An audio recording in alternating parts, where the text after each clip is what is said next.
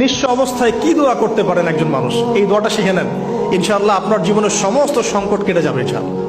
আমি নিজেও এই দোয়াটা বেশি বেশি করার চেষ্টা করি। দোয়াটা হচ্ছে, মুসা আলাইহিস সালাম একটা গাছের নিচে হেলান দিয়ে বসলেন, বসে দেখলেন দুইজন মেয়ে দাঁড়িয়ে আছে দূরে, পানি নিতে পারছে না, লোকজন পানি নিয়ে যাচ্ছে, ওরা দাঁড়িয়ে আছে বেচারি। মুসা আলাইহিস সালাম গিয়ে বললেন, কি সমস্যা আপনাদের?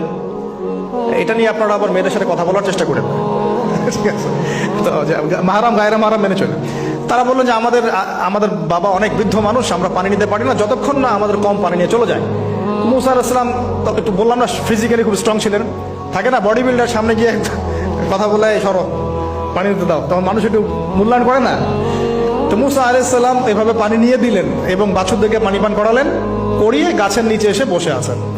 বসে বসে তিনি দোয়া করছেন, এই যে দোয়াটা তিনি দোয়া করছেন, রব্বি, একটা নেক কাজ করলেন, নেক কাজ করলেন না, মানুষের উপকার করলেন, নেক কাজ করে এসে গাছের নিচে বসে দোয়া করছেন, আল্লাহ এখানে তো আমার খাবার পানি বাসস্থান কিছুই নাই, আমি কি করব?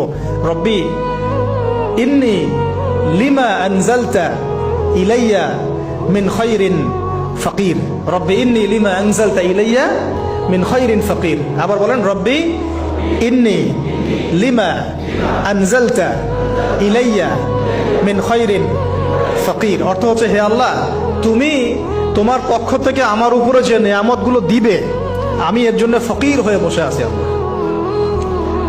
অর্থ বুঝে পড়বেন ভাই, নামাজ রোজা হজ জাকাত যাই করেন আল্লাহর ওয়াস্তে অর্থ বুঝে পড়বেন। অর্থ বুঝে পড়লে আপনার ইবাদতের স্বাদ পাবেন, তৃপ্তি পাবেন, আল্লাহর সাথে কানেকশন হবে, আল্লাহর নূর পাবেন, মাআরিফত পাবেন, সত্য স্বপ্নও দেখবেন তখন ইনশাআল্লাহ। তখন শুয়ে সত্য স্বপ্ন দেখবেন ইনশাআল্লাহ। আল্লাহ পাক তৌফিক দান করবেন। এবার আল্লাহ পাকের সাহায্য নেমে আসলো, ওই দুই মেয়ের মধ্যে একজন হেঁটে হেঁটে চলে আসে। এবার এই মেয়ের হাঁটা সম্পর্কেও কোরআন কথা বলেছে, সুবহানাল্লাহ। এই মেয়ে কিভাবে হেঁটে এসেছে এই হাঁটার বর্ণনাও কোরআন দিয়েছে। কোরআন বলেছে এই মেয়ে হেঁটে আসছে লাজুক পায়ে। এখন আপনি এই পুরো ওয়ার্ল্ডের মেয়েদের হাঁটা দেখেন, লজ্জা আছে? তাহলে মেয়েদের সাথে লজ্জা একটা গভীর সম্পর্ক আছে। এই মেয়ের প্রশংসা আল্লাহ পাক কোরআনে করলেন, লাজুক পায়ে লাজুক ভঙ্গিতে অবনত নয়নে সে হেঁটে আসলো।